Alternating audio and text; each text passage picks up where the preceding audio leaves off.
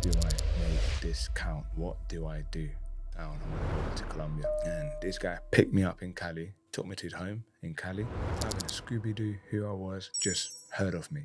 Took me to his family home, drove me around, showed me the ways. Said, "Look, we're not judging you. Come and train with us." The president of the football club came and he said he liked me and offered me a contract. I said, "I don't want to sign." "You mad? Why? You just been through basically hell. I don't want no money. I'm still rediscovering myself." And I was hungry. And I wanted to just find that sort of like feeling that I had when I was a young kid. One day, he just pulled me to the side. He said, "You know what? It's amazing how you speak about mental health. It's amazing how you share your story to your teammates. How about if you share in front of a camera?" I said, "Fuck that. I'm not doing that." And the old nervous Christian started creeping in. And I was like, hold on, I'm a new person. So why would I not share my story? Because there could be someone out there maybe that could be going through something that I went through.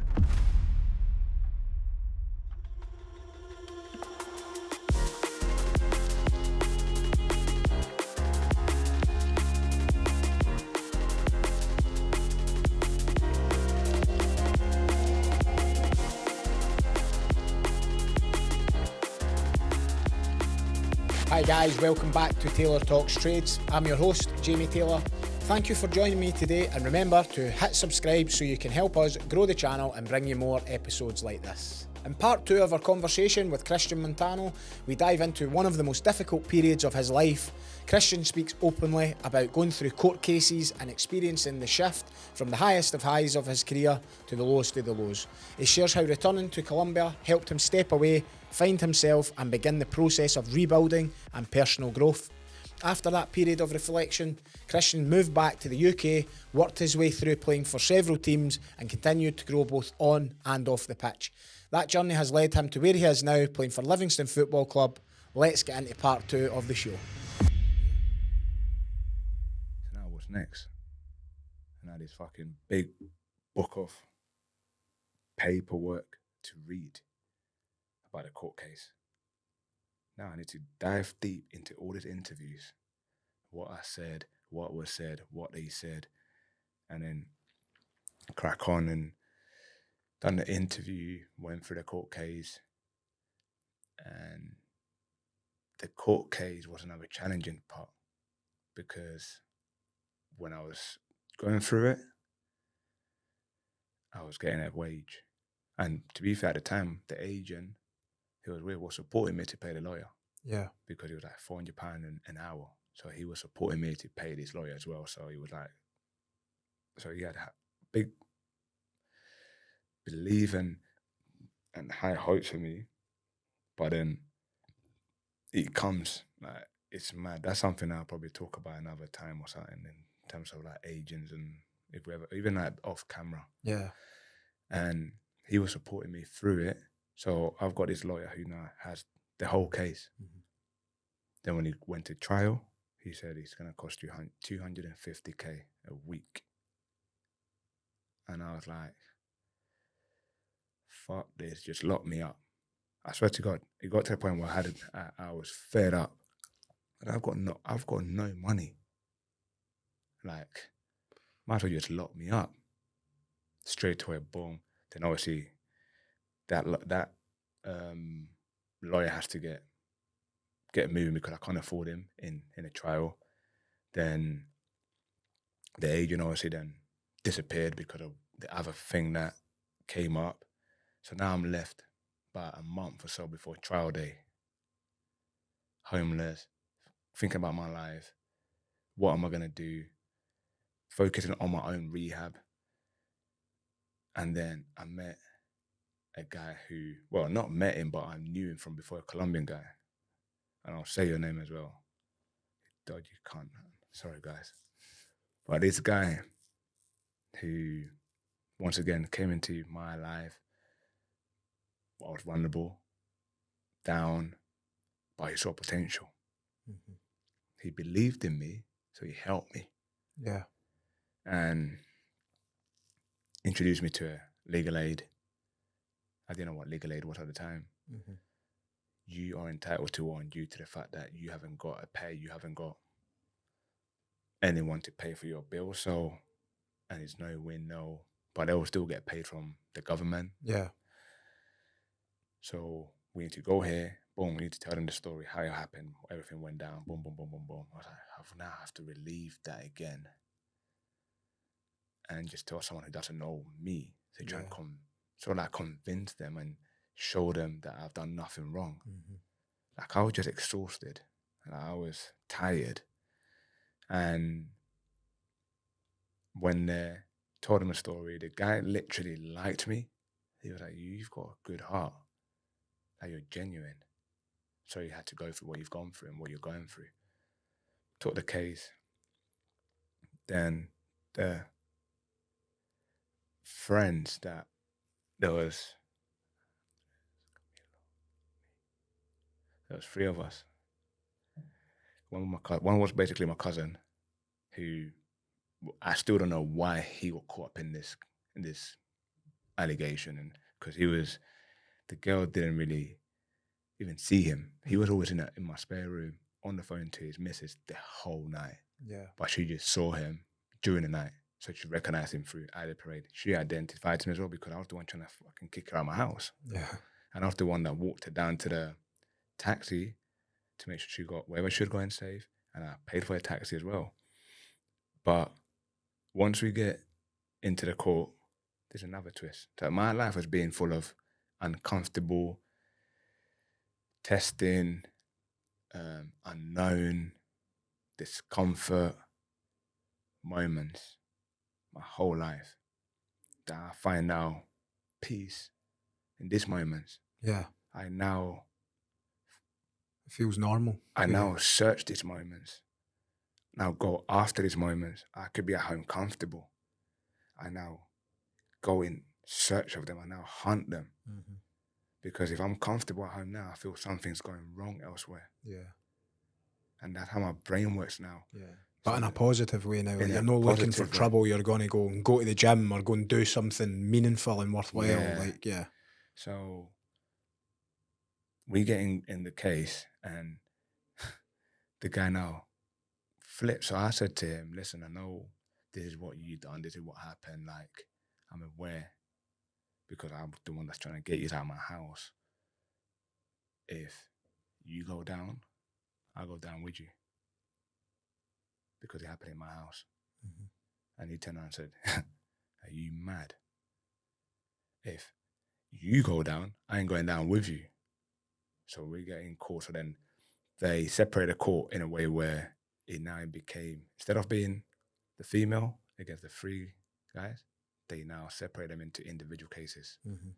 So two could go away, but one could still go down, basically. Yeah. And he sort of changed his narrative.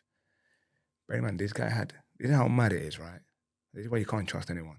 This is what I'm so blessed. As hard as a lot of things I'm saying and we spoke about broke me, but they open and clear my mind to who deserves to be around me. Yeah. What deserves my time. And this guy had his newborn baby with his partner, sat in court, she's supporting him, and he's saying that he loved this girl. And when he found out that I was saying whatever I was saying, that broke him. So he was doing his best to try and get out and then make me look like I'd done something wrong. Yeah. I said, Sound, you can do that, man. I can handle it. But man, they both, so my cousin obviously got away because they looked to like phone records and whatnot. And then he got away. Then this guy obviously also got away. Then it became, the jury didn't know, they didn't want to make their mind about me because of how I was coming across. Because of my Colombian self, rude, arrogant, and how upfront I was. I just speak the truth without caring how you're going to make me look. And that's what I done. They could have made a mind about me and could have said, I need to go back. So the girl and her lawyers would have to to sort of like decide whether she wanted to take me 1v1 in court type of thing. But she still had to stick to her story, which was three of us that done it. Yeah. But two have got away. Yeah. So I was like, how does that make sense? Like, anyway, I said, it's cool, Sound. went back when I had to go back to court, speak to the police and speak to them. What do you call them? The judge, Not the judge. the lawyers, solicitor. I spoke to my solicitor and that, but the actual people who prosecute you. The jury. Prosecutors. The prosecutors. Sorry, yeah. Spoke to them, and then the police officer that was in charge of the whole case turns around and said, "We're sorry." I like, "What do you mean you're sorry?" I like, "You're clear, and we're sorry that we had to put you through all of this." Like, obviously, with what was said and the information that was given, even though us looking at the statement, we always had that little thinking if it was like it was not like real type of thing. Yeah. But prosecutors are prosecutors, and that goes way past us. But us who have met you and read everything and heard, right, we're so sorry. Do you want your laptop? Do you want your stuff back that was taken from your house? Do you want your phones back? And I was like, you know what? Fucking keep all of it. And thank you. And as I come out of court, I get rearrested outside the court. Again. And I'm still 23. By a National Crime Agency again. And then it just snowballed and snowballed. And that's when I thought, you know what, I need to go to Colombia, man. I need to leave. Because I can't walk anywhere. I've got nothing here. Just got my son. Obviously, at the time I told my mum's gone. She's moved. She went to Canada. Because I've got she's my cousin. But we grew up like brothers and sisters. Yeah. So mum's in Canada with her. I told her to stay away from me. Just wanted to deal with it on my own. And then I decided to go to Colombia. But how I decided to go to Colombia was on the back of everything that I've gone through, the court cases, the rape case thing. Yeah. With me praying. And this is when I say to people, sometimes you pray and you want stuff. You manifest stuff. You might not get the full thing, but you might get a lead. Yeah, a breadcrumb. A little breadcrumb. Yeah. A sign that says, do you really want it? Yeah. Do you really want it? Follow this way. Yeah. Do you really want it? Yeah. And I'm literally sat and I get a phone call saying, obviously, you want your case, where do we deliver your check? And I'm thinking, check? For what? Oh, for all the troubles we've put you through. So I'm thinking, damn, like, I'm going to get some dough. I'm going to eat good. That was my first thought. Yeah. Because I've not been eating well. Yeah. Like, I was skinny ass and I'm going to eat good. I'm going to go and book a hotel. I'm going to spend the whole week. Were you still homeless at this point? I was basically, I was basically homeless. Like, going from friend to friend or from uncle to Joe and whatnot. And so, man, I'm going to eat good, man.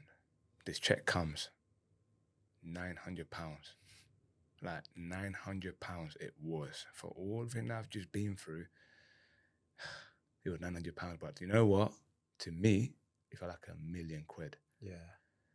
And thinking process. Also, the fact that you'd had the apology from the police officer and then, you know, it's all been dropped and then you're getting that, it just sort of probably builds your identity back up to be like, I was right, like I wasn't guilty. Aye. Whereas because you were doubting yourself before going into that, because you were like, if everybody's saying it and this is all happening and everybody's believing it now and they're turning their back on me, then like can see how like your identity probably split, but it's as if it was getting put back together at the other side. Yeah. So then went back to when I first thought, I'm going to change my life around. Don't know how. And I've got this £900 check in front of me. And I'm like, should I start with this? But how? Because my account is on minus. If I put it into the bank, it's getting swallowed. It's gone. So how do I make this count? What do I do? Sound, I'm going to go back to Colombia. I spoke to the guy who got me the legal aid, who was a football agent as well. Yeah. Spoke to a few clubs in Colombia. I went to América de Cali, which is one of the biggest teams in Colombia. who are one of the biggest teams in Colombia, and I was just training with them. But the ticket cost obviously 1,200 quid, so I had to borrow £300 from someone and get someone else to sort of like. It was mad. I've always been able to find solutions and solve things, and why? Because of the upbringing I've had. Always been in important situations that I've got to find a way. Yeah. You know what I'm saying? And found the £300. I'm in Colombia now, in the house of Juan Gabriel Vega, who I'll say his name loud and clear because he's someone who I'm grateful for. Yeah. And this guy picked me up in Cali, not knowing who I was. Took me to his home in Cali, not having a Scooby-Doo who I was, just heard of me. But he lived in the UK, but now he was settled in Colombia. Yeah. Took me to his family home, drove me around, showed me the ways. But I still had to sleep. Like I had a home, put it that way, I had a home. Yeah. The sleeping arrangement went like great, but it was something I've already been through before. Yeah. But now I find myself, even though I'm in my home country, I still felt homeless. Yeah. Because I had no family around me. And I wanted it to be like that. I still wanted it to be just me, finding a way. And my mom's in Canada with my sister, basically, my cousin who I call sister. Yeah. And they're offering to help me. I'm saying, no. Have you eaten? I'm like, aye, but sometimes I had not eaten. Mm-hmm. Then América de Cali obviously offered me a place where I could train and get fit. This is the first time I've now been in contact with a football club after I've been sacked. Yeah. And didn't know how well I've rehabbed as well. So I was like injured. And they just welcomed me, said, you know what, Chris? We know you from the West Ham days, because the coach knew me from West Ham days because he used to be the under-20s coach or worked with the under-20s in the Colombian national team setup. Yeah. So I trained with them as well, like with James Rodriguez and the likes of them when they were like under-20s. Yeah. So I trained with these guys. So he basically said, look, we're not judging you. We've heard the news in Colombia as well. We've known what you've been through. Flaco, which is what he called me, which is skinny.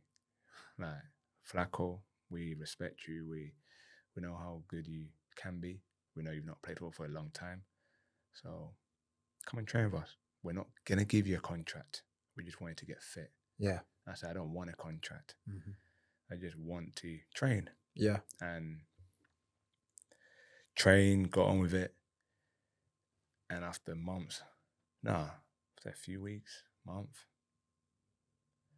the president of the football club came, watched us training, asked who I was, and he said he liked me and offered me a contract. I said, I don't want to sign. And they're like, you mad? Why? You just been through basically hell. You've not been paid. Like, look at the state of you, like how skinny you are. Like, do you not want to sign? How much money do you want? I said, I don't want no money. I'm still rediscovering myself. I'm not prepared to get paid and then play because I now understand what football's about.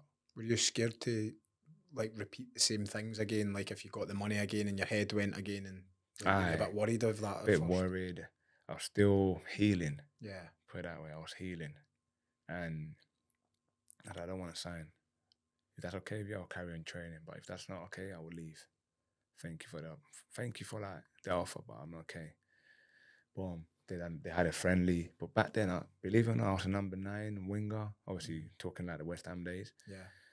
So they had like a friendly, and I came on as a striker because one of the players hurt themselves. So they're like, Chris, do you want a few minutes? Like, I said, yeah, sound. Do you sure? Put me on and scored.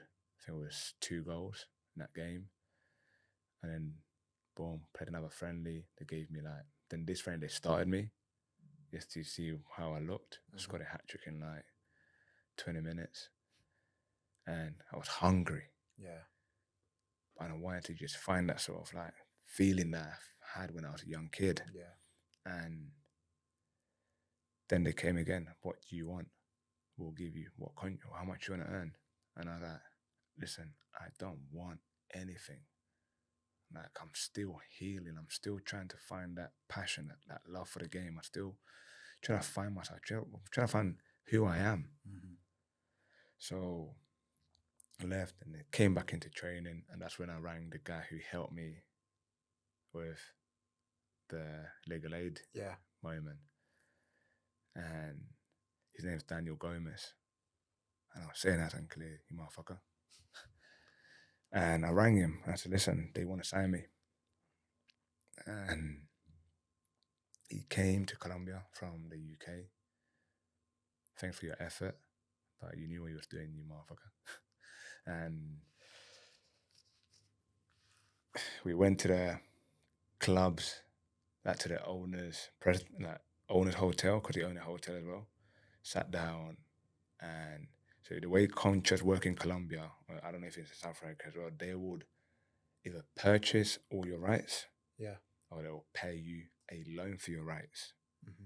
And they could either purchase your 100% of you, or 50 or 10 or 20%, or they'll pay you a loan fee for a percentage of your rights. Mm-hmm. So as well as your contract, this is like who you are as a brand. As a brand. Yeah, your personal brand. So they offered that for a loan fee for me, even though I was unattached to any club, they offered a loan fee for me to play for them for the year. And it was in a range of about just under $30,000, which was meant to go to me. And because I didn't have a club, so it was meant to go to me. Yeah.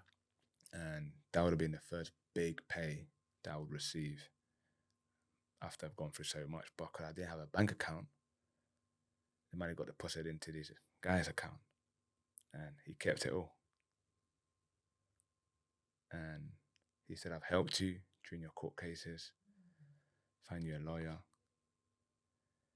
And I was like, yes, but I've done this work. And it's okay. You're going to be one of the highest paid players here. But I've also earned that. But it's fine. You keep your money.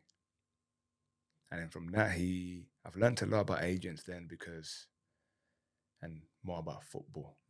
Because then obviously he had me paying him a percentage of my actual contract every month. And because everyone at the time turned their backs on me, and this guy came out of nowhere that I knew, but he was like, I want to help you. I didn't know who to speak to again. Yeah. Because this guy was asking me, after he's taking all that money, I was having to deposit a percentage of my monthly wage into this guy's account for being my agent, but I was getting nothing of him. Yeah. But I was scared to say no. And carried on. Boom. Colombia taught me a lot. That's when so you see when you say to me about the fans and how I am with the fans. Yeah. That's where it came from. Because when I was playing in Colombia, I found this connection towards how football works and how players get paid. And we spoke about before, about the connection and how I am now with the fans and the time I've got for people. And everything was learned in Colombia, but also with the journey that I've had. Yeah. The relearning, the learning, relearning, the obstacles, the challenges, the hard times, the tears, the highs, the lows, and then going to Colombia, then thinking I found a bit of light, and then the agent situation, it was always like 2 steps forward, 1 step back, 2 steps forward, 1 step back. It's always been like that. And to that point, and then signing for América de Cali, I was so blessed and grateful. And also because I've got like a little thing for every club that I've played for. Yeah. And obviously towards the end, I'll tell you. And sorry. And finishing a game of football and being able to speak to one of the leaders not one of it, but one of the guys who were like in there. So you had the stadium, and then behind the goal, you have a fence and fence. Yeah. That part is just for the proper ultras, like Yeah. the proper ultras, and the fence had to separate them from the families and the actual so-called normal fans. Yeah. basically. Yeah. I've got you. And I got to speak to a couple of those guys after games because they want to know everything. So some of them will run the club. Yeah. So they need information, and speaking to them and what they go through to come and watch a game of football. Yeah. And then I'm asking them how much it costs to watch one game of football, even though probably some of them will get free tickets, but in general. Yeah. And they were saying this, so then I would sit down and I'll be like, so if there's 2 games a week, if a ticket, say for example, if a ticket's £30 for a family of 5, then they've got to travel a lot, then eating, Yeah. that's going to be an expensive month, especially if they breathe and live football. Yeah. It's their outlet as well. Yeah, As a so family. some of them use this to escape their world. Yeah. And I started doing all this sort of like learning and understanding. And then when we're traveling to games and to a different city, so like say that we'll leave, so we're playing tomorrow, so we'll leave a day or 2 days before the game because you got to fly everywhere. Most away games you got to fly. Yeah. And we're leaving, say like 2 days before just for preparation. And as you're on the motorway or whatever, you're seeing fans walking on the motorway. Yeah. Like your fans are walking 2 days before to get to the destination where we're playing. Wow. So our bus is going past and you're seeing a lot of the fans, flags on the motorway, not cars, walking. Yeah. Just to Then- see the game. Just to see the game, and then obviously the journey back. And I'm just taking all this in, and then you get to the games, then say like if we're from Cali, then my family will live here, and then where we're playing is here. But my family can drive there Yeah. in Colombia because they support América de Cali. Or if they support other teams, they support any teams that I'm playing for. Yeah. So as I get to the game, obviously my family will then, game day, they will leave early in the morning. So as I drive into the stadium to where we're playing, to the city we're playing in, they will see fans still walking. Wow. And after games, I'm talking to them, I'm like, do you guys enjoy it? Did I do well? How'd you find it? How'd you get here? And they're like, Chris, I know we're supposed to be telling you this, but on the way here, one of your fans, a couple, lost their life. And I was like, how? To get here, obviously, some of them will jump on the back of lorries, and some of them will be obviously under the influence of any substance, Yeah. lost balance, and then boom, a lorry behind them. And I'm like, what? Yeah. So there's actual fans dying To try and to come try and and watch come and watch you. you. Yeah. And I started communicating, engaging with the fans a bit more to humanize Yeah. sort of like myself. Yeah. Not because I felt like I was better than everyone, but it's something that fans and people that watch football do to football players. You get put on a pedestal, and then the level of respect sometimes players get is make them feel like they're not human. But then it goes the other way as well, Yeah. where just because you pay to watch the game and you support the team, it doesn't give you the right to abuse that player. Yeah. So it's about a balance. And for me, I was able to find that balance for myself. Yeah. I will not speak for everyone else. I will speak for myself. Yeah. As someone who plays football. I like the highest level. And coming back to the UK, was because I wanted to see my son again, Yeah. Christian. And Colombia was also good because Joe went to Colombia with me. Yeah. So she went to Colombia, like she left everything behind and she went to Colombia. So it's been a journey for, Yeah. she's not, sometimes I'll have this conversation with her, she'll be like, I'm a mum, I've been through everything with you. I said, no, you haven't. You've been there from distance. Like, I appreciate what you're saying, but you haven't. Like, you've not felt what I felt. You've not seen the dark moment when I've been on my own. Yeah. It wasn't you that was about to go prison. It wasn't you who got sacked from football. You both your lives continued. Mine, I had to be put on pause, obviously for my own wrongdoings. But I don't like the fact that you guys can come and this is because this is how I am with my family, and that you didn't go through this with me. You chose to go through it. I had to. You had a choice, which I'm grateful for. Yeah. But I had no choice. I had to go through what I went through. And I repeat, it was my own wrongdoing. And come to the UK because I wanted to see my son. Didn't come back to play football because I knew how tarnished my name was. And then Bristol Rovers rang me, spoke to an agent who heard of me that I'd never met before, which I love and appreciate this guy, Richard Trafford. If you ever hear this podcast, brother, you know you're still somewhere here in my chest, man, my heart. I appreciate you, man. Got a space for you.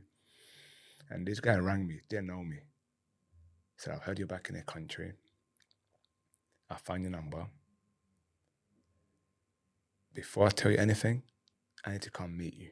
I said, sound, I am located here. I was back in the house where I got arrested by National Crime Agency in North London. Yeah. I was back in that house. This agent comes up. And sorry to interject, but was it so that case was dropped? Aye. Before you left for Colombia? Well, while I was in Colombia. While you were there? Forgot to mention that, yeah, the case was dropped when I was in Colombia. Yeah. I got a call from the National Crime Agency. And they basically said, Christian, we're sorry. You can enjoy your life. Wow. And when that call came, I had literally got off the bus in Colombia going towards home after training. So I was getting a bus at the time to try and like get a car. So I was walking through this mad bush. Phone rings and it's them from the UK. And then obviously I was relieved. I was buzzing. I was over the moon. Yeah. I was like, okay, both cases, bang, I've won them. And just there on my own, celebrating. Yeah. And then obviously, fast forward time, back in the UK, Richard Trafford rings me, said, I need to meet you first. Cool. Told him what I was, again, like I did with Barry Owen, but this time it was a National Crime Agency coming to arrest me. It was an agent coming to hear my story. And he came, I told him basically everything I've just told you, but deeper leveled, obviously, with names, with actual, obviously, with the story here, I've just sort of told the story about going round the edges without giving too much thing, because we will be here for a long time. Yeah. And that's where the book will come in as well. You can go into more detail. More detail, man. Is there any writers out there? Shout me. And so Richard Trafford comes over. I tell him the same story. He looked at me and he said, I believe you. Why did you have to go through everything that you've gone through?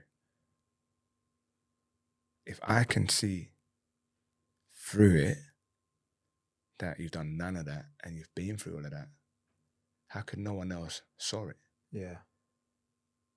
I'm going to represent you. I'm going to help you. That's good. And I was like, sound. But maybe I went through that because of the way I was living my life. Yeah. Maybe because of the way I used to think. And I needed to learn a lesson.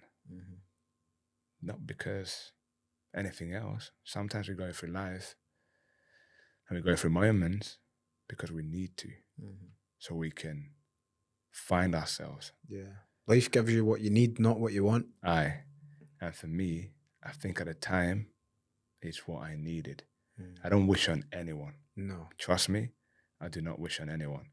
But it's the best thing that's ever happened to me. It's good being able to see it in that way. The best thing that's ever happened to me, because it made me who I am now.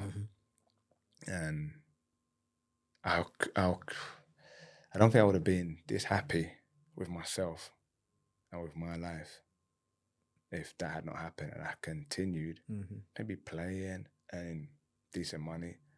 Because even now, yes, I'm grateful, but I probably earned more back then. When I was playing football, I probably earned more. Yeah, I earned more back then. Yeah. Than now. But it's not all about money now. It's you're on a different journey. A different journey, man.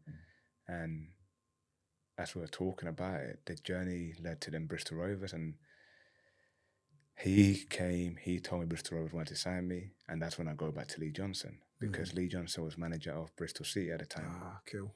And Bristol Rovers, same city as Bristol City, and Darryl Clark, who was the Bristol Rovers manager at the time, spoke to Lee Johnson about me. We've had Cristian Montaño back in the UK. What do you tell us about him? Lee Johnson was straight up honest with him, told about what I got caught up in, and believed that I deserved a second chance.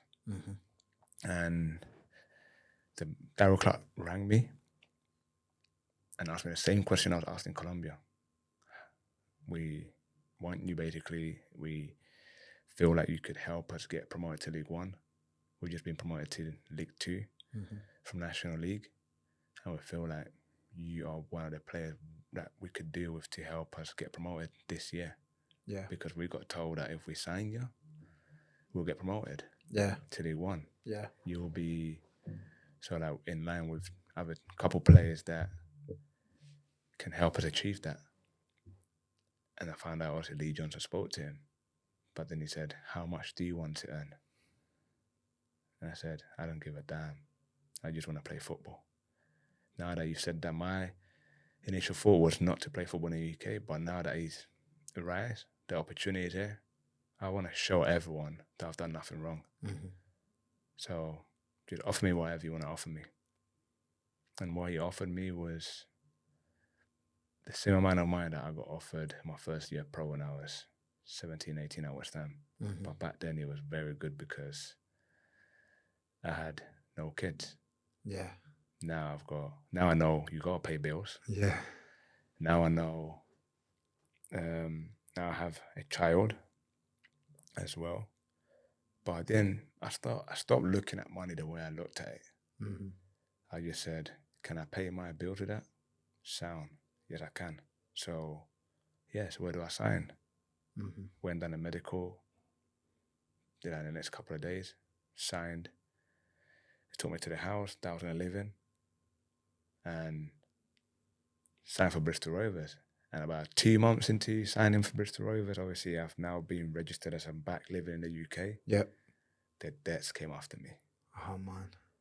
I thought you were going to say the National Crime Agency again. I was like, I can't take this. No, the debts that I left behind came after me. I had, what do you call those guys, man, that come to your doors? Yeah, the bailiffs. The bailiffs, yeah. Yeah. I think it's worse down in England as well. I think it's not as bad in Scotland. Open my door, man, just before I go to training. Cristian Montaño, I'm like, yes, what can I help you with? Well, we have been past this debt. This is what you owe. Whose car's that? Can we come in here and see what you owe? Because if you can't pay today, we're going to take everything. And I was like, well, I don't own the car. I don't own nothing. Yeah. If you want this money, you need to set like a payment plan, because £1 a week. because I have just come back to the UK and I'm trying to like build myself back up. And they're like, no, we can't do that, sir. I said, well, what are you going to take? I don't own anything. Unless you want to take me. Like, it'll be no difference because of what I've been through. But I don't think I'll even be any worth to you guys. So you either set a payment plan or just get out of there, can go get to training. Set a payment plan and then started paying it off that season. Got promoted to League One and played in League One with Bristol Rovers, signed another contract. Then I left, and then that's when I went to Port Vale. And Port Vale, like I said, every club has got something with me, something that like a bond in a different way. So everything that I've just told you, how comfortable I am with telling the story the way I'm telling it, is because now of Port Vale. So Champion Mindset was born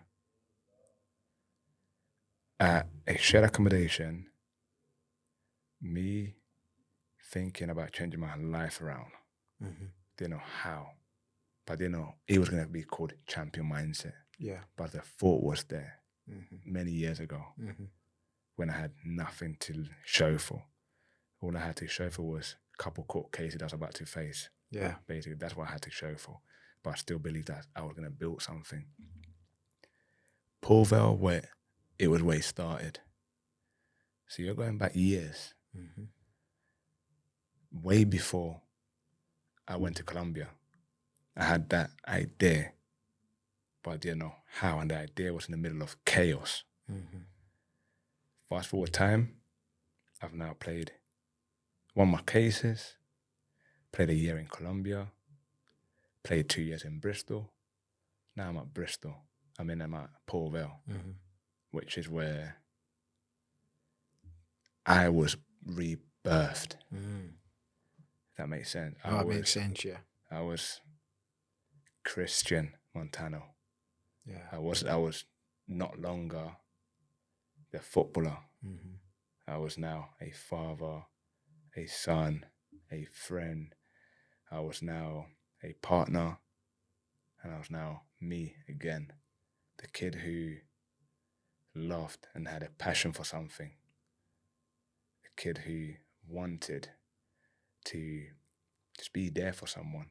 But now this kid now knows how to say no. This kid now knows priorities. This kid now doesn't chase a crowd. Yeah. This kid now lets the crowd come to him, and then he chooses what he allows in. And Port Vale, I remember so well, so same thing. So comfortable telling my story. Well done, brother. That is amazing. Thank you. That is. And I appreciate it, man. Appreciate it. And Port Vale, a place that I called home for many reasons. It was my kid's first, Nico, first home. Yeah. A place that even him now still remembers. Still says when we're going back, I say, we're now staying in Livingston. So sorry, wee man. Like, I've got my little we. So I'm now picking up my Scottish slang words. Yeah. So sorry, boy. If you want to go back to Stoke-on-Trent, mate, you're going to wait till you get a bit old and save your money and buy your own house over there. But it's a home to me, Port Vale. Yeah. Still keep in contact with people that work at a club or work around the club. Because that's where, like I said, I was rebirthed. That's where I started. How did the rebirth come about then? How was it there that it happened? Because the head of media, Max, he's now at Millwall. He used to hear me talk to my teammates about my struggles, about my mental health journey, about my depression, about my anxiety, about what led me to be the way I was, about how I overcame everything, about the deep challenges I faced. So he used to hear everything from a distance. And one day he just pulled me to the side. He said, you know what? It's amazing how you speak about mental health. It's amazing how you share your story to your teammates. It's amazing how they feel so well, like so comfortable to have this conversation with you. None of them share, they just listen to you. How about if you share in front of a camera? I said, fuck that. I'm not doing that. I am not doing that. You can fuck right off, mate. I swear to God. I told him straight away. I said, no, I'm not doing it. And the old nervous Christian started creeping in. And I was like, hold on, I'm a new person. Yeah. Why have I got to worry? Like when I was deep, the lowest that a human, a person could ever be in, no fucker cared about me. Yeah. No one really cares about me. No one really cares about us. And I speak to my kids about this. I speak to my mom. I speak to everyone. And I'll tell you, no one really cares about us as human beings. They don't care how well we do. They don't care how bad we feel. So why would I not share my story? Because there could be someone out there maybe that could be going through something that I went through, or something that could be challenging to them, and maybe my story can give them a bit of light. Yeah. So why do I worry about what Tom, Dick and Harry give a damn? Yeah. Because they don't really care. No one cared. Like I go back to my moments of, I thought I was doing really well when I thought I cracked it. When I was in the nightclubs, when I had the nice cars. Them pricks only cared about me because they wanted to use my bank card to get bottles to drink. But as soon as that disappeared and I was no longer playing football, my phone stopped ringing. Yeah. There's not been anyone out there that genuinely cared for me apart from obviously my mom at the time and Joe. Because my kid was too young to understand what was going on. So let's go. What is it about? He said, it's World Mental Health Day coming up. It'll be good for you to share your story. Boom, let's go. Share it around. You probably see that video on my Instagram. I still got it on my Instagram. Yeah. You know, I'll probably send it to you later as well. So Yeah, I'll check it out for sure. And when I sat in front of the cameras for the first time to share my story, it was at Port Vale for World Mental Health Day. And after I shared that story of me, that's when I found out how big of a problem it was. Because back then I thought it was just me and my story was just mad. And I used to sit down and speak to my mom when I overcame everything and I started like feeling myself again. I would sit at home with Joe, with mom, or with friends. I'd be like, how stupid was I to try and take my life away because of what some fucker thought on social media, and external things that I couldn't control were taking power over me, that I allowed it to happen. How dumb must I have been? That's what I used to say. Obviously, it's not a stupid thing because if you're feeling down, it's a very powerful thing, but this is how I've sort of dealt with my scenario and my situation. And I was having those conversations. Like, how silly was I to think, just because you think and say this about me, I must believe that. I was giving them so much power that they started to control me, not realizing that I've always had the power. Yeah. I've always had the choice. I can always change and decide what I want and allow in my life. And it's just switched, like I said. And all those people, after hearing my story, come into training and leaving notes at reception at Port Vale saying, we've listened to Cristian's story, can he call his number? My son Nico, he was in nursery. The kid could barely walk.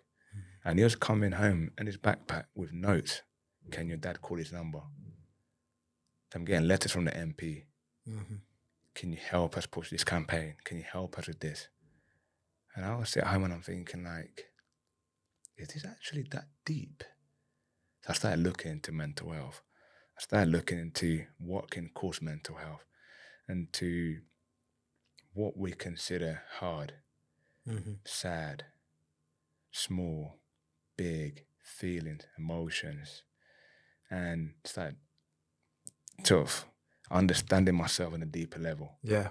Digging deep into who I am, understanding my emotions, understanding what makes me happy, what makes me sad, what makes me cry, writing all of them down. And every time I felt sad, I will go back into that if it was the same thing. Mm-hmm. Every time I was happy, if it was that. If you done something and I was happy about it and I was buzzing, then I started to detach myself from expecting you to do something for me to be happy. Yeah. Because if Jamie doesn't do that again, I'm going to be angry and I'm going to be sad. Yeah. So I don't care what Jamie does, but if I'm happy, but then he does that, we can both be happy together. Yeah.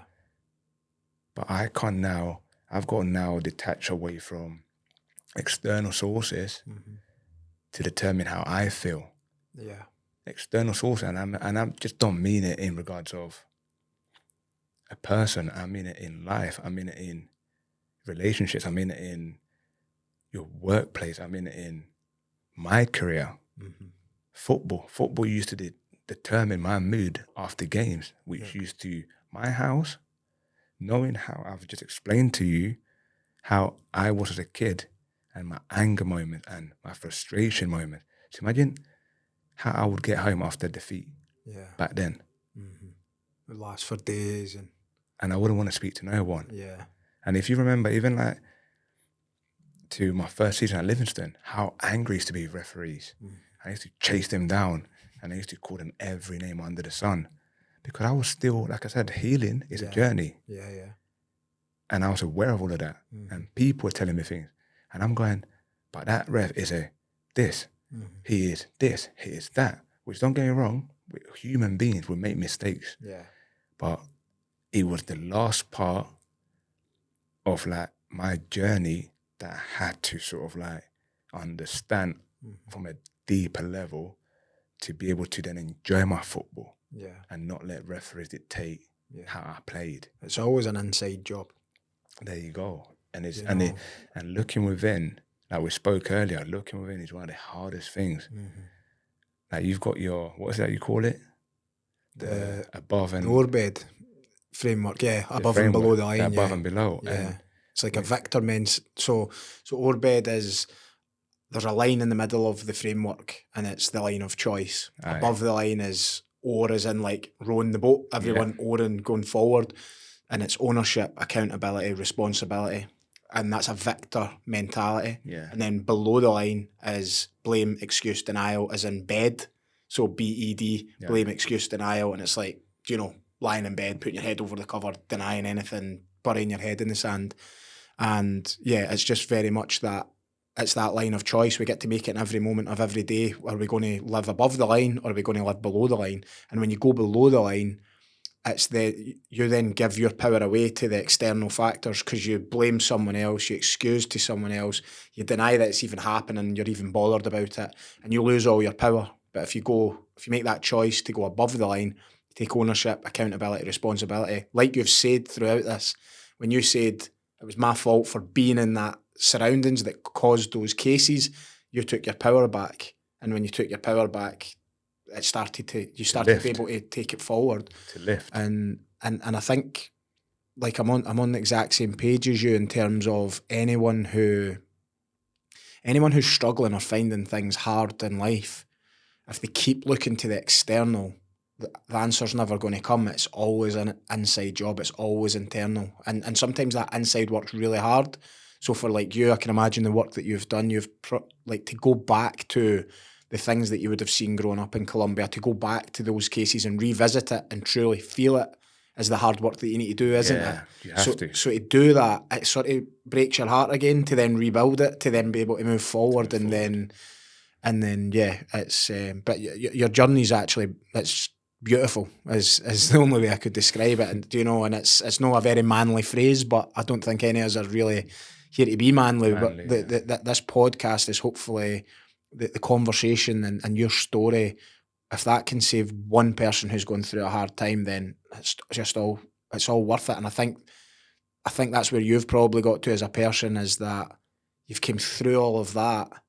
And if you can make sure that someone doesn't feel like that in their lowest moment and feels supported, whereas you never felt supported, you've probably seen life in such a way that just giving back and helping and sharing the story is more important than any amount of money, any amount of football or whatever.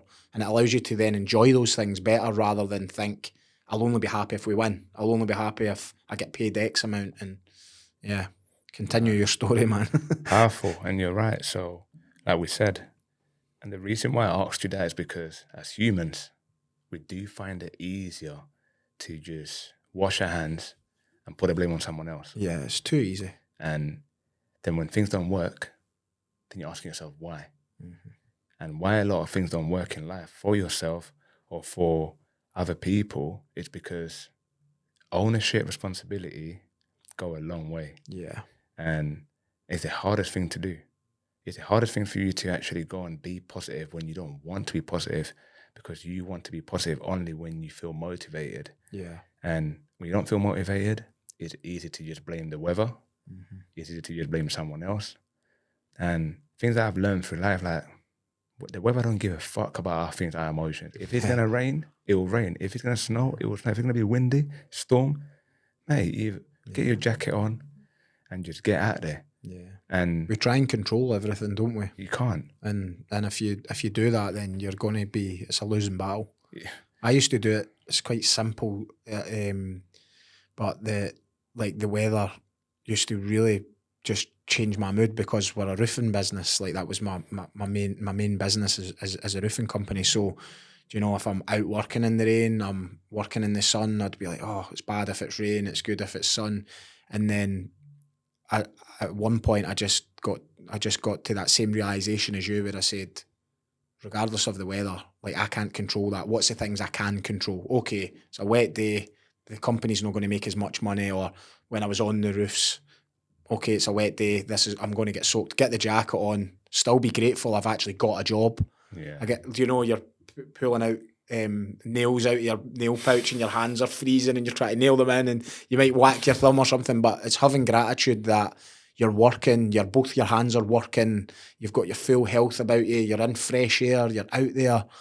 There's so, like, I think really what I'm trying to say is, one, it's an inside job and you need to go internal and do that work, but two is that every breath we actually take is a miracle.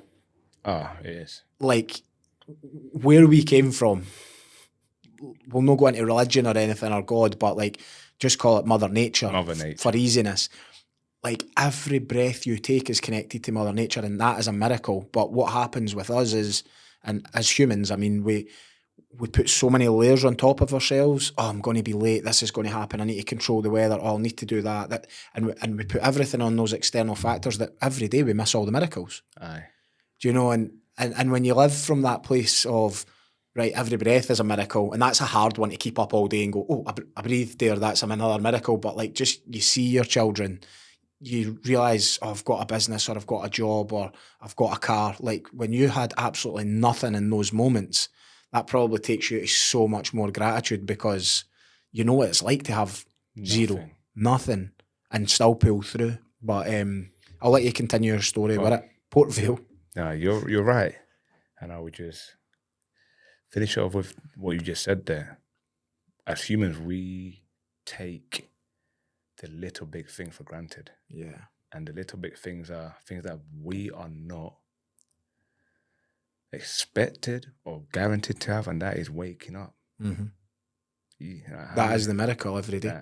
Just waking up. Like, you are not guaranteed that in life. Have you ever heard of the book called The Alchemist? Aye. He goes and searches the world for the diamonds, and he goes everywhere, and he got ups and highs and lows and trials and tribulations, and he comes back and the diamonds were in his back garden. And it's the same for us. It'll always be an internal. Always. It's always in there. I think you even mentioned it at some point earlier in the story where you said you took your power back, and then you realised the power was always in you, and it's so true. It's always in us. It's how we have the courage to dig deep. Yeah. And to actually, like we mentioned already, accountability, responsibility. Yeah. ownership. Ownership. Yeah. Ownership is powerful. And that's something that a lot of humans run away from. Yeah. Because they want to just follow. Yeah. Rather than own Yeah. themselves. And yeah. Because if you go above that line, you lead yourself, and then you start to naturally lead others, and then more people than most want to be below the line, and as you said, just follow. So Port Vale, where did we go from there? So you started bringing the campaign out, and you probably felt really good that your story's been heard. It's having an impact with people. There was the notes from school and notes from nursery, people coming into the training ground with that. What was after Port Vale? What was next? What was the sort after Port Vale? That's when obviously the brand started. Yeah, the company, and it's like an umbrella for obviously we do football coaching. Yep. Through obviously as you can now in Scotland with obviously West Lothian Football Academy, development pod on a Friday. That is more about my thing is about teaching kids live experiences through football. You got setbacks, you got mistakes, you get rejection. Yeah. How can these kids see those things in a positive way to be able to enjoy the football? But it's not just football, school, home life. So that's where Champion Mindset was born, and also the XG Analytics program that I spoke to you about. Yeah. That you teach the kids the four corners of the sport, if they want to become professional footballers, what they can learn, and the mindset side of things, the well-being side of things. As a mentor, I do that with them, and it's all through the obstacles I went through. Yeah. And obviously now the clothing part that was born in Stoke-on-Trent as well, because I always wanted to do clothes. Yeah. And yeah, just like yourself, you probably have had a few or still have like expensive items like I did. Like you want to treat yourself to good things, which is good. But I used to do it in a way where it was just to be seen. Not because I liked it. It was, I want to buy those Gucci trainers because I want them to think and see that I've got money. And as an external, like we spoke about there, that's going to make someone else go, oh, like they look really good. And you're more thinking of how others will see it than how you actually feel. Yeah. And there's nothing quite like wearing something that you can wear with pride. Aye. You know, that's like, because the brand obviously means something to you. It's like for me as well, it's like I've got the Taylor Talks. If I'm not wearing that, I've got the Taylor Roofs on, or I've got my consultancy one on. I'm always sort of repping the thing that, like, it's all of the businesses I'm involved in are all part of my story, and they're weaved through it. Like even you would have seen it downstairs maybe when you came in, but if not, you'll see it when you go out. But because Taylor Roofs and Taylor Talks is in the same building for anyone who's listening, but we've got Taylor Roofs like up on the wall, and then below it, it's got like our why, and it's to fulfill our potential.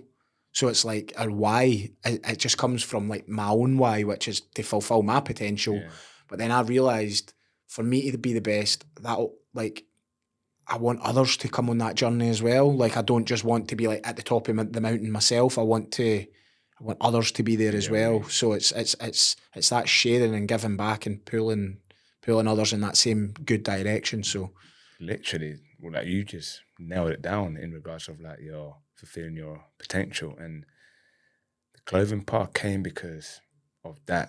Buying stuff to please others, and the messages about that we're trying to push out is we're not here to tell you how to live, but Champion Minds is there to remind you of the power that you got within yourself to overcome any obstacle and challenges that you're going through.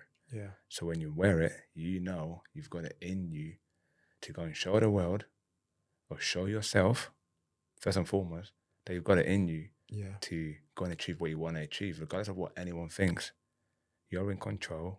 You can always change your life around. You've got that choice. And that's what Champion Minds is there for them. So we've got obviously hoodies with caps, sportswear, everything, because everyone's on a different journey. Everyone likes to run. Some people just want to wear something comfortable. Yeah. So we're trying to focus on every aspect, from kids to adults. Yeah. And after, obviously, that was born in Port Vale. Yeah. All of that. So you found your voice in Port Vale, essentially. Yeah, that's That's where Champion Mindset was born. Even the FC Analytics things that I do now, it was born there. Yeah.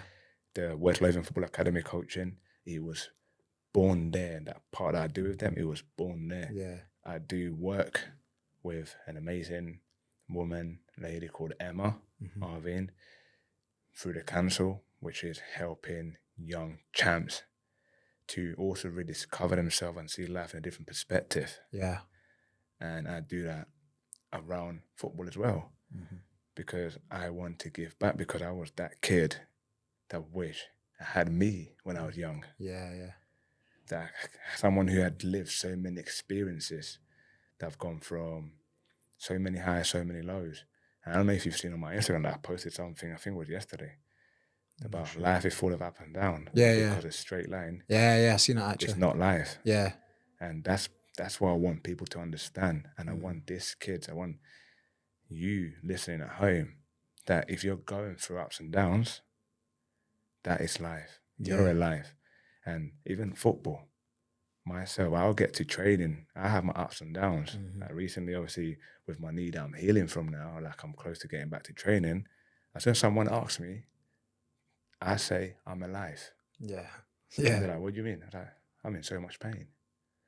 If I was dead, I would not be feeling what I'm feeling. Yeah. So I'm grateful. Yeah, definitely. You get what I'm saying? Yeah, So for sure. it's about changing the narrative to things. Yeah. And it actually helps you feel better. It's so important. It really is. It's all about narrative. It's all about perspective. Belief as well. Belief. Like Henry Ford said that if you believe you can or you believe you can't, you're right. You're right. So if you have, like, you be as well as believing that you can, always, because You're right. Like you'll be, it's intention. Belief and intention. How many people spend so much time thinking they can't? Yeah. So why can't you just spend that much time thinking how? Yeah. And I always go back to my story. Obviously, everyone's story is different. Everyone's got a powerful journey. Yeah. Like, just because I've been through what I've been through, doesn't mean my story, my journey is more powerful than your story, Yeah. your journey. I think your journey, your story is powerful to build the things that you've built and to have the life, the family that you have. I think it's sensational and I think it's so powerful. Yeah. But that doesn't make my story less powerful than yours. Yeah. It's everyone's story's important to them. And like one person, their version of your Colombia might just be their iPad broke when they were small. Do you know? Because that might be as bad as it gets for them, but that's their threshold. And they might always think back, my dad bloody broke that. Didn't he get me a new iPad after it broke, and I've carried this all my life. Do you know? When really you think of the things that you've been through or others have been through, and there's always somebody with something that you look at their story and you go, wow, like my story doesn't seem as bad. But I think ultimately it's what's important to the person, and everybody's story is just important because it's their version, it's their threshold. Like, some people come from comfortable backgrounds and then something happens in their life and they just weren't prepared for it. Whereas now, if something happens to you, you've been prepared for it. And then it's just, there's just a million different ways to look at it. But I get what you're saying. It's like no one person's story is more painful or that than another's. And that's why a lot of people, because only the individual really knows how they felt in that moment. It could be something like a throwaway comment and it's actually broken someone's heart forever. Do you know? That's so true. You just do not know. So true. You don't know how. And like you said earlier, like as human beings, like nobody does really care that much. You have to stop and slow yourself down and pause. And then when you actually like get the chance to hear how somebody's feeling, because they'll tell you, and then you go, wow, I didn't think they would have felt like that, or I didn't know that was their story, or whatever. But we've held a good space here today where I've been able to just listen, and I'm like, wow. But most times in life, like, when do you ever get that chance to stop and just hear someone else's story? Because we're always too busy trying to do the next thing or earn a bit more money or build something else. But sometimes it's just that stopping, pausing and reflecting really, and just holding space for sometimes what is just already there, but it's that's the you powerful, can't see it. That's the powerful thing about what we spoke about today, and how I personally became the person I am now and Yeah. how I feel, because I've done a lot of reflection. Yeah. I've done a lot of dig, like Yeah. deep, And it's not just like one thing, self-awareness. do you know, it's a lot of things. Yeah, Like understanding. a lot of setbacks. I've gone from all of that. I've had mindset coaches, Yeah. probably like yourself. Mm-hmm. I've had visualization coach that only recently we stopped for a bit because we went a whole year visualizing. Mm-hmm. And I mean, visualizing every day, waking up at 5:30 in the morning to try and visualize. Yeah. And what I found out about visualization is how powerful it can be. How you can change your life around by just sitting there, just feeling yourself breathing, and just dreaming on purpose. Yeah. And by that, I mean you can do it. I can do it, because I think everything in the universe, especially when it's in your mind, is free. Yeah. So the universe holds no budget Mm-hmm. when it comes to you imagining and thinking. Mm-hmm. And if you can think, you can imagine, you can achieve it, but you got to go get the work done. Yeah. And that's what I've done for the whole year. And I've done different things to learn about myself. Mm-hmm. Can I get up at 5:30 in the morning? And I mean, I've done this whole last year. Yeah, like Free football. Yeah. We had Ross County away, for example, like in the promotion game. I was up that day visualizing. It's about routines. Yeah. It's about understanding What yourself. about the day after? The day after, I was up as well. Up as well. Yeah. If I remember one time I was up, I'd done the development pods with West Logan on a Friday.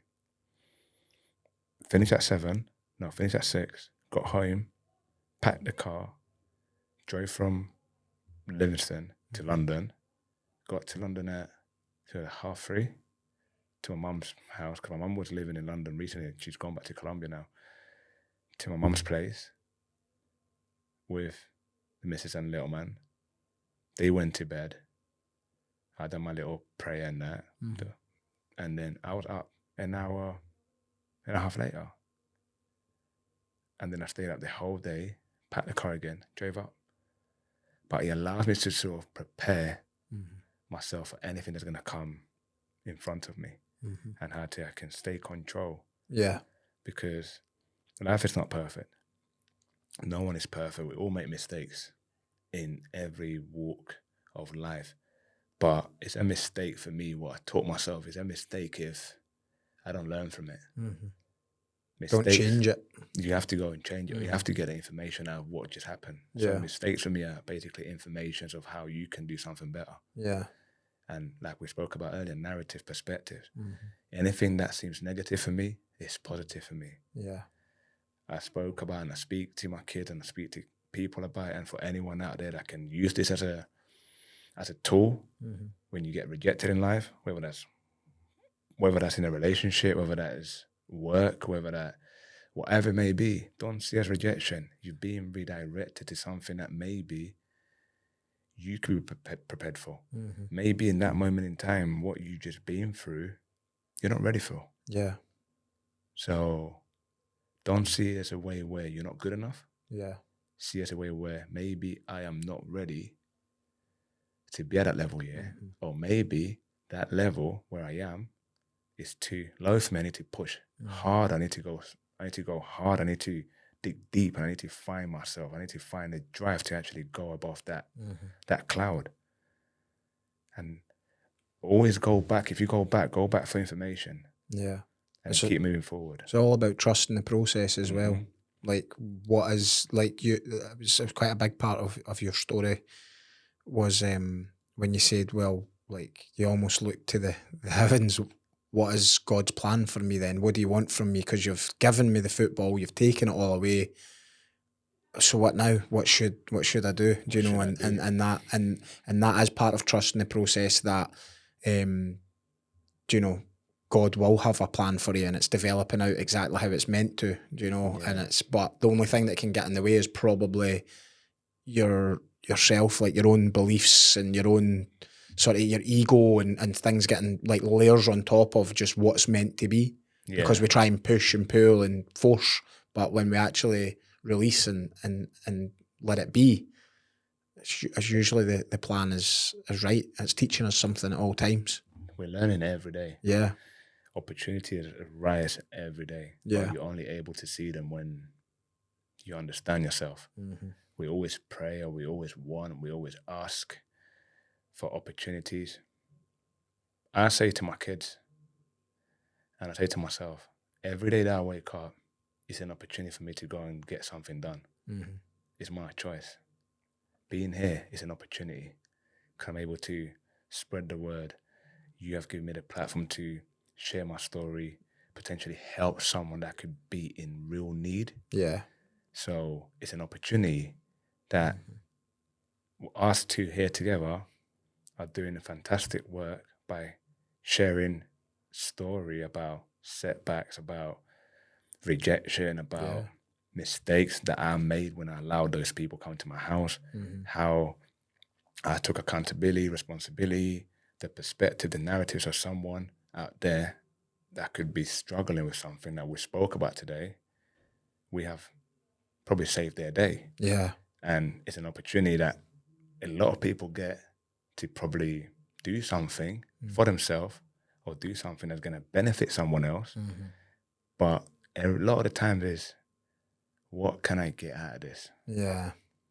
And then it stops and it's that ego talking. And once, we've all been there. I was someone that, I don't time for ego. Yeah. I want them to see me. Yeah. I'm going to get this Yeah. because they're going to think this of me. Yeah. How much money can I get? Whereas when you actually flip that and you just try and let almost, like I sort of, I'm no very religious, so like I'm like, it's the universe for me really. Like I just sort of, Mother Nature, the universe is sort of like is the higher sort of force that I believe in. But like for me, like that wants to express itself always, and it expresses it, like one form of expressing itself is through humans. So if you allow it to express itself, then you're kind of doing, like, a lot of people would call it like God's work. Yeah. But like, you know, I wouldn't say I wouldn't call it God. It's just because my belief of what God is from like being at school and stuff is different from the God that I think exists, without getting too into it. But basically what I'm saying is like that, whatever that intelligence, that infinite sort of universal field is that's keeping me and your heart beating at the moment without us doing anything, whatever that force of nature is, it wants to come through us. And really, when you're in your head rather than in your heart, like it's more ego and it's more you're forcing things and you're trying to, you're just not letting that express itself. So I think by slowing down and taking that time and then just thinking, I think there's just at the core of nature or whatever it is, I think that there is everyone should be together and everyone should be helping each other. Yeah. And I think that when you step away from that and then you just, you know, you're on social media, you're on phones, you're using distraction all the time, then the world becomes all disconnected. But that could probably be another podcast on that, to be definitely fair. But let's get back onto your story and like try and sort of get us up to like modern day time, or we'll be here till midnight. I know you didn't like your sleep, but you're up at 5:30. But so Port Vale, like, what was where did you go after that? Have we kind of finished on the Port Vale bit, or is Port Vale was like, we spoke about it, what it opened up for me, how I rediscovered myself properly from being open and honest in front of the camera, just opening a new way of me seeing life and people and understanding everyone a different way. And then COVID hit, which then was something that opened my eyes out even more to how blessed I was. Yeah. And once again, once COVID hit, I went back to, not to when I was a kid, but more to when I got sacked from football. Yeah. Because I could relate. Yeah. And you're not able to play, games are being stopped, things are happening. Yeah. But the difference was this time COVID hit and I was still getting paid my full wage. Yeah. Well, some people weren't getting paid their full wage. Some people couldn't get the basics And I'm sat now in this nice house in Stoke. So I was grateful and I said I've worked extremely hard with the family, my 2 kids, because Christian came up to spend some time with us, but because of COVID, he couldn't travel back. So I was the happiest that ever. I had my 2 boys together with me for a month. Yeah. Water slides in the garden, just literally a dad with his family, living his best life. Yeah. But then on the other side, every time I went to do a food shop, I was seeing how people were struggling to even put a few meals together. Yeah. And I went home that day after like a food shop during COVID, and I said to the missus, I was like, myself, obviously you had a choice, but myself, I went through a hard time and I know what it was like. We have got food, bills are paid, and I know what it was like when I was just scraping with that £2,000 to eat, to survive. And COVID, I can see that on other people's life now. I've just gone to Audi, for example, and I see how many individuals are struggling to even put some meals together. The kids are sound, they're having a right ball. I've got this £200 here that I genuinely don't need. I don't need it, you don't need it, the kids don't need it. And I started sort of like buying food or just giving the money to, say, like Paul Vale Foundation for food. I started doing that. So when I got money that I didn't need, my bills were paid, savings was done, a bit of investment was made. I don't need this £50. Who can do better with this money? Because I know what it was like when I didn't have a penny to my name. So he moved into that. I've done a lot in the community and helped a lot of people like that. And I'm not a person that would I do so many things away from football, but I don't document it. I don't like letting people know this is, hi, look, I've just helped this individual. you know, like what social media is like. Yeah. I just do it because I care. Sometimes just give without return. Yeah. Usually it comes back anyway when you have that mindset. Amen. And weirdly, like you just said that, I was doing that and I was saying, how have I got more money this month? Like, I've just given that, and then it grew and it grew. So you went from the connection in Colombia with the fans and then connecting COVID with my hard times. Yeah. And then I just sort of like started getting this sense of relief, and I was passionate about helping people, because if my kids were ever to, hopefully I'm working extremely hard so they don't go through anything I went through, or they can just have like a foundation they can start from. Yeah. But if they were ever to go through anything like I did, or if they were ever to encounter someone who's going through anything like I did, they can help and see life differently. And that's hence why I'd also, and then obviously on the back of that, Daryl Clark obviously moved to Paul Vale, and it was a decision that I made that I wanted to move. And then obviously the gaffer, David Martindale, was in contact with my agent at the time, and we had a Zoom call. Finished the Zoom call and I said, I'm up for a new adventure. I'm moving up to Scotland. Didn't think twice about it. Went to Paul Vale. Said, listen, appreciate it. I was there for 4 years. Yeah. So I appreciate everything. So this is home to me. I felt like home to me where my kid was first, my first proper home, first school, and where I was able to rebirth me as a person, not a footballer. Yeah. But I'm moving on, and packed. Boom. I was out here in Scotland, having a look at the club, the area a little bit. Stayed up in Edinburgh the first weekend. Went for food. Really liked it. Went back down the road. Went to Lake District with the family for a few days. Went back to Stoke. packed the car. I had a smart car at the time, so I packed my smart car with everything. I swear to God, man. I was just in that road, it's just me in that small car, and just up the road, mate, to Scotland. And now is where I found myself even on a deeper level. Yeah.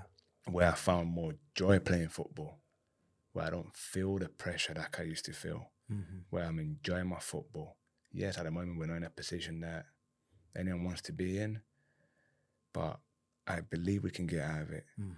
And when I step on that pitch, I play with so much freedom.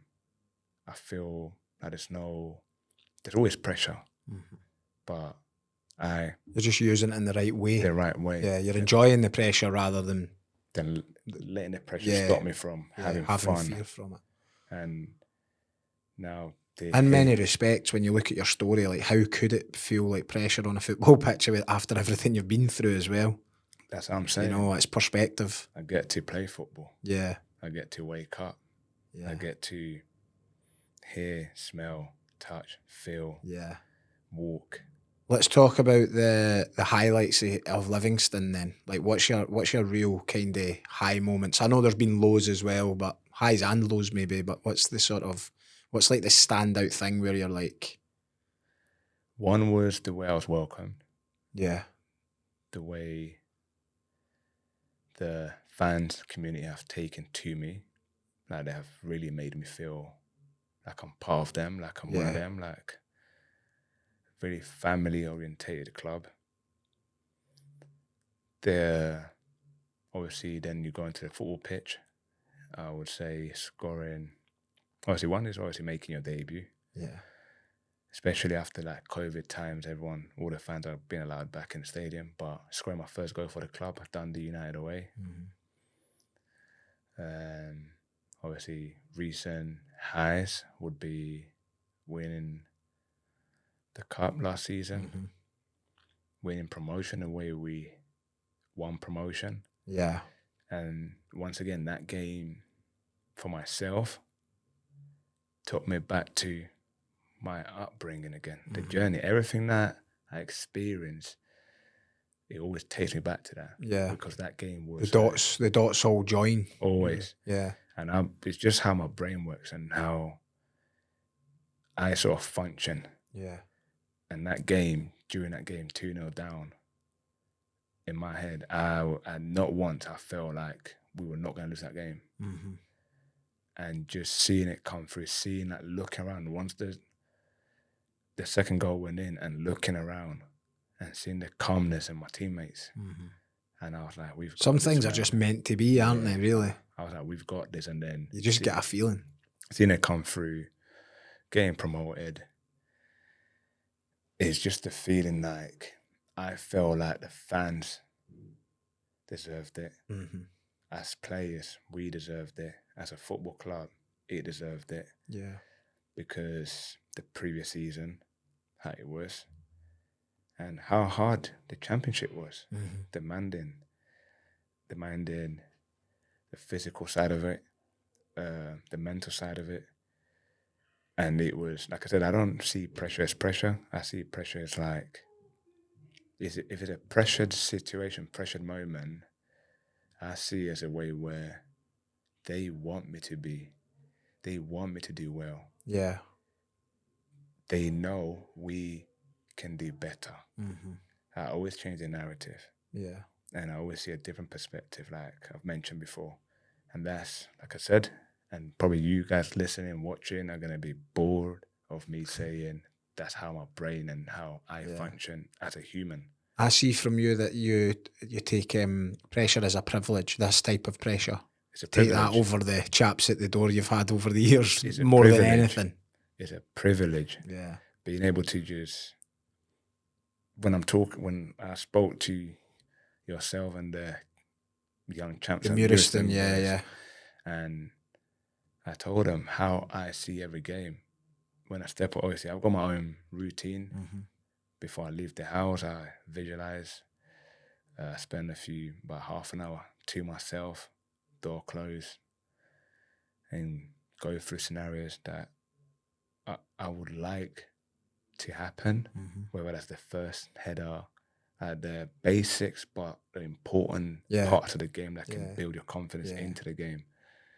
Yeah, that first header, that first tackle, it builds a foundation, getting that first pass right. Yeah. And then playing the scenarios, like that visualization that you were doing, playing the scenario, if I lose it, I'm going to recover and I'm going to make the next one right.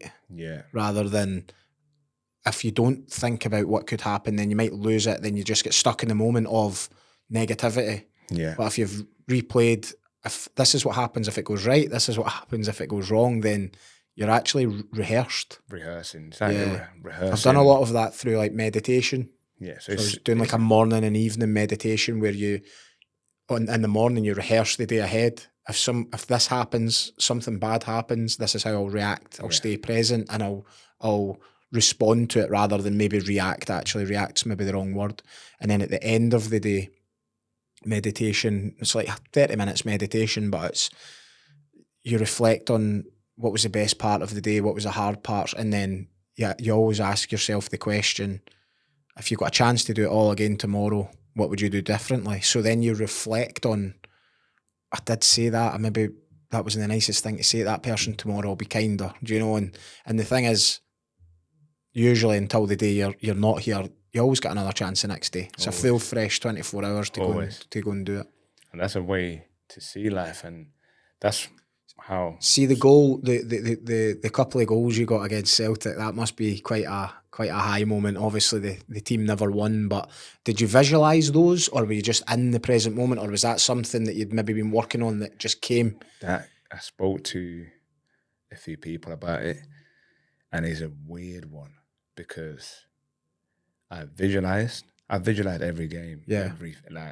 Don't, obviously for the listeners out there and people watching, don't think that you're going to sit there and visualise and all of a sudden everything's going to happen. And there's a lag, there's a delay on it. Yeah, and sometimes there's a delay and sometimes things will happen like, damn, this is... Or you get the breadcrumb that we spoke about as well. It's like you're trying to manifest something big, but like this thing appears here, but if you don't notice it and if you're not present enough to go, that's leading to that. Then if you don't join the dots, you're not going to get there. You're not going to get it.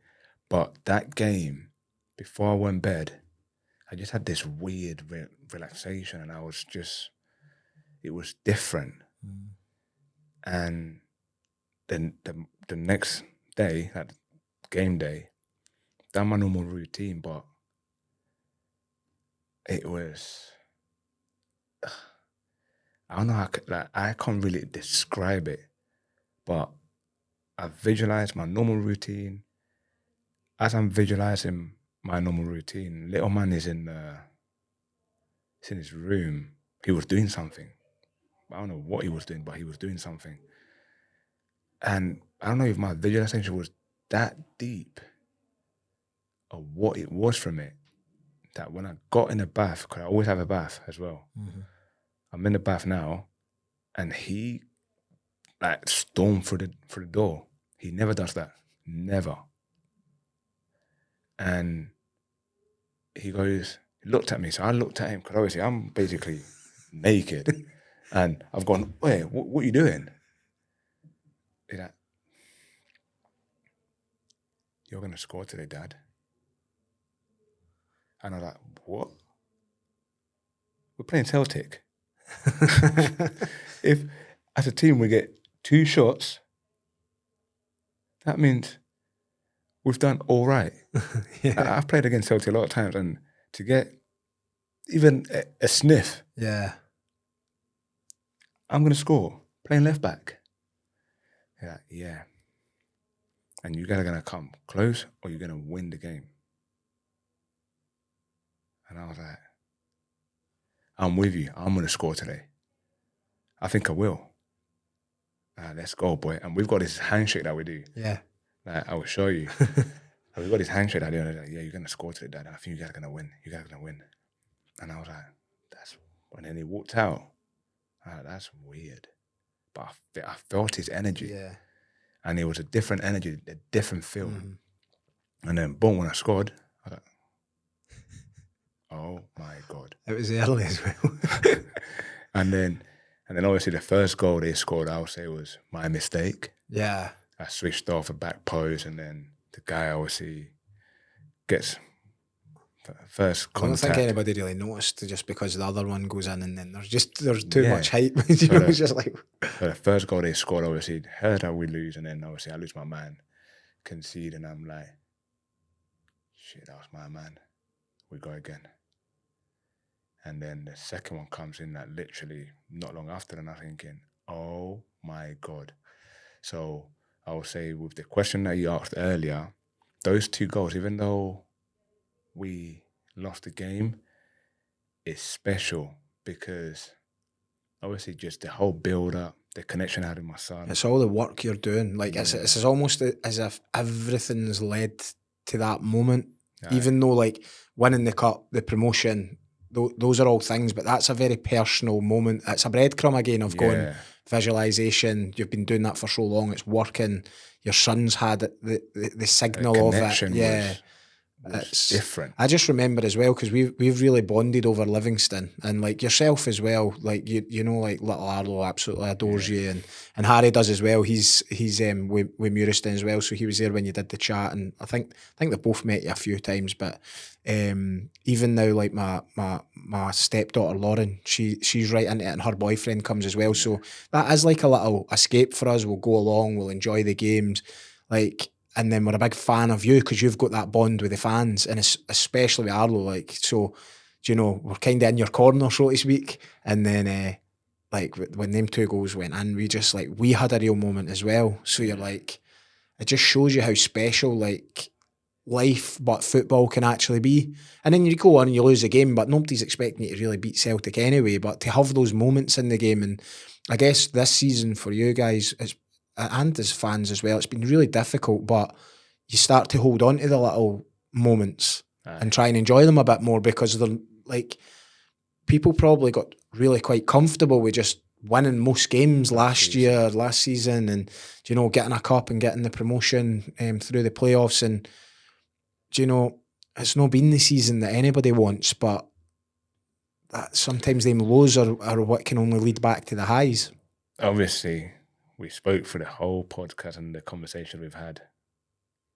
The challenges. Yeah. Like, it's not enjoyable to be in the position we are as a team. Probably as fans, it's not enjoyable as well. As a player, it's not enjoyable, but it's a bit different as well, because we're the ones playing, and we know what responsibility is on our shoulders. But then we also know how much we're putting into games, and the tiny moments that have cost us. And then people might think you don't care, but we do care. You get people obviously arguing, and obviously in house, and when you go through videos, and it is hard, believe it or not, because I believe and we believe we can turn it around. Yeah. And that's what makes it all worth it. And it's been, I said, up until Aberdeen, that's what the 4th game that I can say that we didn't deserve to get anything out of the game. You got Dundee, United, Motherwell away, Hibs away, and then Aberdeen away. It is 4 where you can say, right, we can say you've had a bad. And to be fair, the first half at Aberdeen was actually not too bad, but like I'm saying, but so many other times it has been so unlucky, and last minute goals, but again, it's like, so if the fans and if everybody really in the Livingston community, so like the players, the staff, the fans, the sponsors, whatever it is, if everybody goes above that line, there'll just be more chance of getting there. Aye. And like. The gap's not that massive. Like it's 4 points, isn't it? 3 points. So, you know, and luck does have to change as well. So if luck and other things click, you know, if it just starts to click, plus you get a bit of luck, then you almost find yourself, we just scored the last minute winner to win the game, rather than these ones that ended up being a draw or a last minute defeat. So you've just got to, if any podcast is going to be the one that the players need to watch, then it's, and the fans, it's this. You know, it's just look at your story and just think of that as Livingston's season, and maybe that'll be enough. But I'm hoping we will. I think we will turn it around. I think so. I think we will. I think I so. don't know if maybe someone listening or watching will think this guy is deluded or delusional. I've been delusional my whole life. Yeah. And I've been audacious with how I think and how I feel. So nah, you've got to have the belief, man. Like, believe it will. again, that Henry Ford quote, if you believe you can or you believe you can't, then that's it. So if you start thinking, right, we're down, then you'll be down. Will be down. I don't think any of us think that. You can see it in the players. I don't think the players look like they're ready to go. Chuck it. No one's ready to chuck it. Like, I don't think anyone would. Mm-hmm. Like, obviously you read things and you see things online maybe, or you hear comments here and then that, oh, they weren't playing properly, or they weren't doing this, or they don't want this, or look at them. It's not an effort thing. It's not an effort thing. I can certainly see what's getting put in, and I know what happens behind the scenes as well, because I know Davey and I know Dave Black quite well, and even John Ward as well. So, you know, there's a lot. Extremely hard. There's a lot of hard work going in, and I think the ship will be turned around. I do, and I think that Davey's probably mentioned it a few times as well. But like, where did we really expect Livingston was going to be? Like, those sort of top 6 finishes and staying up, all those, like, that was punching above Livingston's weight. But it can be built. Yeah, that can come back. It can be built. And yeah. At the moment, it's about sticking together. Yeah. I'll say fans, support the boys. Yep. As players, we'll do everything we can to turn it around, because like you said, everyone behind the scenes and as players, we're working extremely hard. Yeah. We still got to believe, we still got to faith, and we still think we can turn it around. But look at what happened the season we went down. They supported us throughout last season, and look how amazing and magical that season was. Yeah. So even through the hardships that we're going through right now, you support us. Yeah. Simple as that. Support the boys. Get behind the lads and believe. See what we can do together. Like staying in the league and then push on. Yeah. But Livingston, what a place, man. Now a place that I call home. Yeah. Why? Because that's where now I've grown away from the pitch. Mm-hmm. Even more. You've sort of like put your roots down a bit as well into the community, the work that you're doing, and just the way you are with the fans as well. And you know, your off field sort of stuff that you're doing as well. Like, you're creating like a future for yourself as well. Yeah. That can go on beyond football, really. Let's hope so. Yeah. I believe it will, because like I said, we're trying to do away from the game, trying to do something different to other brands. Yeah. It's not about, obviously we're building a little team now that we still got, the brand was born in Stoke. Yeah. So one of the guys behind the scenes is Daniel. Yeah. Who is still based in Stoke. Yeah. So we communicate and we get things done through WhatsApp. He comes up. Yep.